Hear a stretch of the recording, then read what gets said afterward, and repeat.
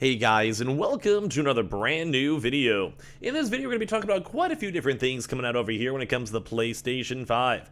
Number one is we're going to actually talk about the DualSense now, the brand new controller, and all the information that's coming out with it, because we've had a lot of folks kind of question about it. Is it going to be worth? Is it going to be bad? Is it going to be good? And all that type of stuff. But as well, we also have the brand new PlayStation Plus Essentials too, as well, with the brand new game highlights that were also leaked/announced as of now. We also do have a little bit more of an indie highlight too as well. So we'll probably go and cover maybe the brand new games first, because we can go through that kind of quickly. They're going to talk about the new controller too as well right after that. So a lot of little random things to go and talk about as I'm still hungover all throughout the day. So make sure you guys are subscribed with the notifications on as well for the brand new PlayStation 5 giveaway. Give me a comment and thought down below of what I should go do for food too as well, because as soon as I upload this video, I'm probably going to go pick up some food. So give me your thoughts on that one. For some odd reason, I was kind of feeling a little bit of Popeyes. We have the Twitter and Twitch stream down below, Target links down below, Amazon links down below, and all the other various things too as well, all put together. So when it comes to this one, we actually do have some kind of cool stuff. So for this, we have the brand new now PlayStation Plus Essentials that are all combined over there. So we have the PlayStation Plus Essential, Extra, and Premium PlayStation 5 and PS4 games, all for September 2022, all now officially announced with every PS Plus tier now fully out. So Sony has officially confirmed this. This was leaked before, but it does seem like it's all officially confirmed right now. So they have Tom over here for the PS5, as you guys can go and see for this game. Looks like just kind of a nice little nifty, cool indie game, all over tied on in, like a nice little cool photographic puzzler, which seemed kind of cool. If you got to check it on out, you guys totally can, if you guys would like to. We also have the Need for Speed Heat, which I would love to see a proper PS5 version for, but they do have this all up here in case you guys want to go check it out and play up some games. It's all free anyway if you have PS Plus, so good stuff with that. Does look beautiful. On top of that, we also have the Grand Blue Fantasy 2 as well, if you guys like the good old Wii games over here. Looked pretty cool, looked pretty nice, good, and snazzy, if you guys want to go check it on out. I think Grand Blue is a pretty big popular like series anyway. And on top of that, too, they also have all the PS Plus and Essential games on the list for Tuesday, the 6th of September. So as of right now, crazy enough, this is actually really kind of good. You have Deathloop coming over here for the PlayStation Plus Extra. Assassin's Creed Origins, also good. Watch Dogs 2, pretty good. Dragon Ball Xenoverse, not bad. Spiritfarer as well, which I think just went off a Game Pass, funny enough. We also have Chicory, never really seen too much of this one. Monster Energy Supercross, I don't know about that. Alex Kidd, Rabbids Invasion, Rayman Legends, awesome, cool game. And Scott Pilgrim vs. the World 2 as well. Some of these are pretty good. I think the Deathloop is probably pretty high up there if I had to go and say for that for the PlayStation Plus Extra. And then for Premium, for like the streaming and such, Siphon Filter, the Sly Collection, which I think is actually, I'd almost want to go and check this out myself, because especially I'd be very down with that. We also have Sly Cooper, Thieves in Time, Bentley's Hatchback, Toy Story 3, and Kingdom of Paradise 2 as well. So we got a lot of cool stuff and cool games tied in for all of our PlayStation users. Also, really quickly, there is a pretty big indie highlight too as well, coming to the PS4 and PS5 in September too, which we want to go do a little bit more of a proper different stuff over here, but a lot of cool little, like kind of cool games too. They have the Tomorrow Children over here, Temten, which is a very popular game. I do recommend that because I think it's officially coming out too, and Tunic, who's been flown around for a while, and a few other various quick games.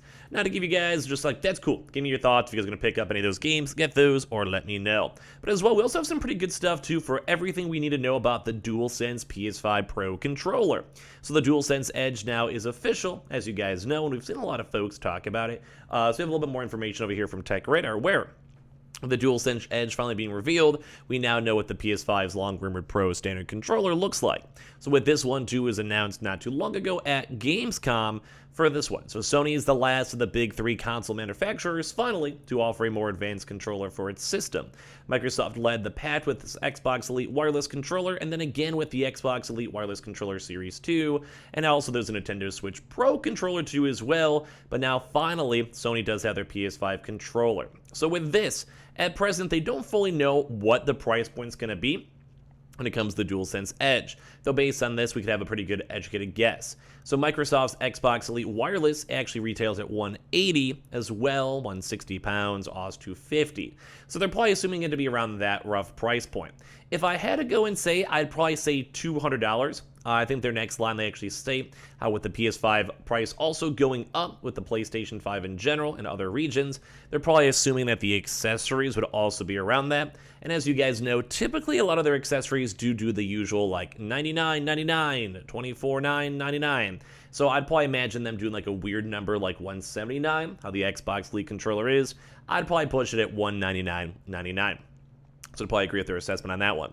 So we may also be able to go glean at the price of the DualSense Edge by looking at the standard controllers. So the DualSense costs $70 as well. The Xbox normal one is at $59 too. So once again, it kind of makes sense that they kind of have a somewhat of a premium over normal controllers, which I think is kind of lame, but the people are paying for it, and there's like that nice push for the PlayStation 5.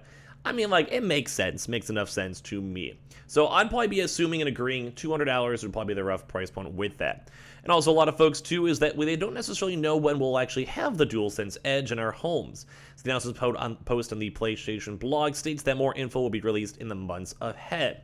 So some folks are assuming it's going to either be a holiday launch time, mainly because it would make sense, holiday rush, or as well maybe a little bit before or around the same time as the PlayStation VR 2.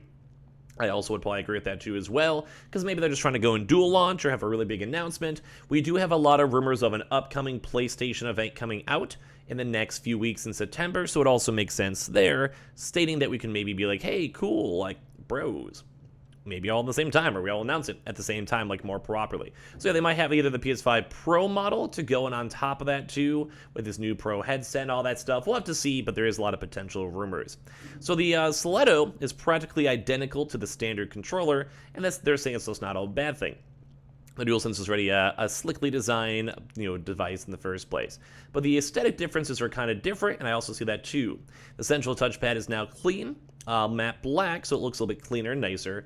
In ball zoned with PlayStation square, circle, and cross and triangle iconography, the D-pad and face buttons have also been changed to black from the original white. So it just has a little bit more extra details, extra flow, as we've had a chance to know as we've seen the official announcement.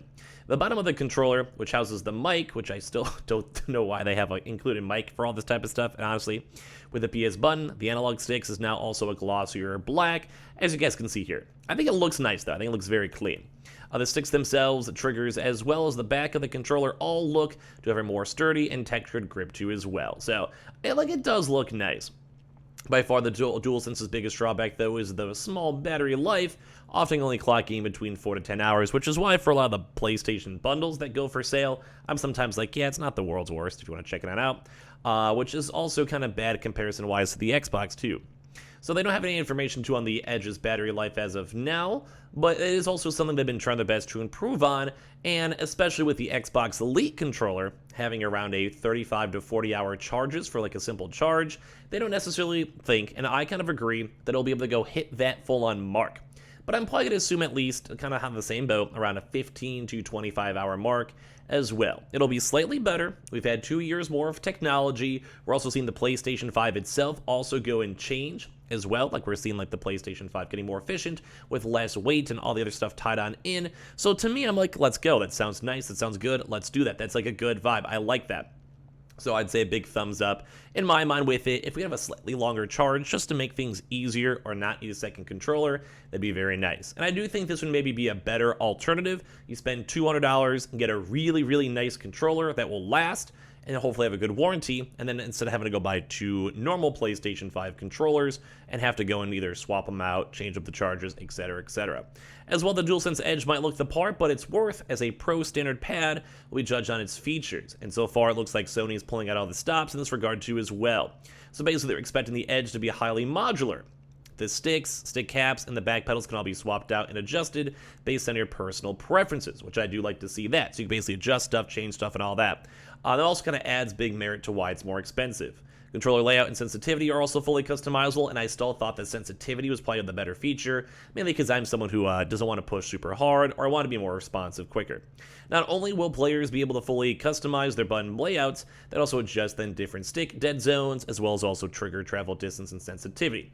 And that's, I still think, a big thing when it comes maybe to competitive games, when it comes to playing games like Call of Duty, Rainbow Six, Overwatch, whatever, but as well also for even single-player games where you can kind of relax a little bit more and chill a bit more too as well. So I like this. This all can be done on the fly from the controller itself with the dedicated function button. They'll also bring up a separate UI that lets players customize their controller too. So like they're having a chance to go and put a lot of money and time into this, and I do think it'll be very nice and very cool to see. This also does go and switch up from the Demon Souls into different games. It kind of can let you even maybe, make it so it's your profile switching. It can be super easy and efficient as you guys go through it. So, and also obviously all the good stuff with haptic feedback, adaptive triggers, and all that are still also included. So kind of cool they have a good, at least rough price point to set our expectations right.